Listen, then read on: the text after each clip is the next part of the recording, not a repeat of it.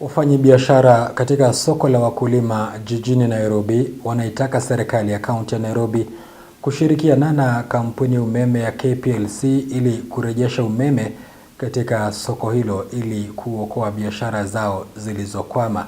Wafanyabiashara hao wameeleza kusikitishwa kwao kwani soko hilo limebakia gizani, wakilazimika kutegemea mwanga wa mwezi usiku na jua mchana, huku wakikadiria hasara kama vile bidhaa zao kuharibika na ukosefu usalama wakiwa sokoni.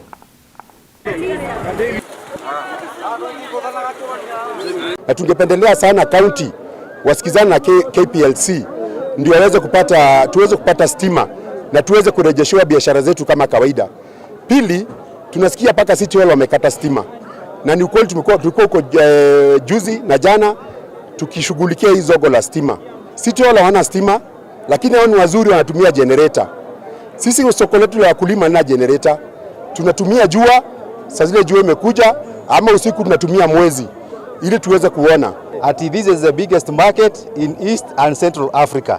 Na mfanyabiashara anatoa mzigo kutoka TZ, anatoa mzigo kutoka Uganda, anakuja to the biggest market in East and Central Africa, anapata hakuna stima.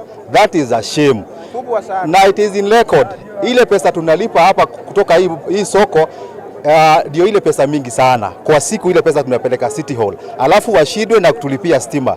That is a big shame. Inatubidi tucherewe, tunaanza biashara zetu kuanzia saa 12. Ina maana saa 12 wakati mwangaza sasa umeingia.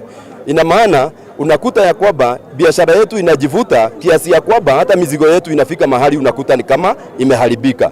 Kwa hivyo ni ombi letu, tunaomba county government ihakikishe ya kwamba kabla ya masaa 72 kuisha imeturudishia stima. Tunaanzanga kuanzia saa 10, saa 11 ili watu wananunua vitu zao wanaenda kuuza soko zingine. Sasa hizo wamehamia soko kama za Githurai na hii ndio the biggest. Hata State House vitu zao zinanunuliwa huku. Lakini saa hizi hawakuji kwa sababu wanakuja wamama especially wamama wanashikiwa hapa hivi. Sasa mama anashindwa, nitakuja usiku niende nirepiwe na hapa.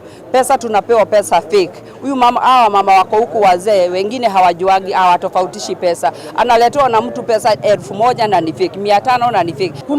Kuna hasara kubwa sana juu hii soko unasikiaga marikiti ni mapema.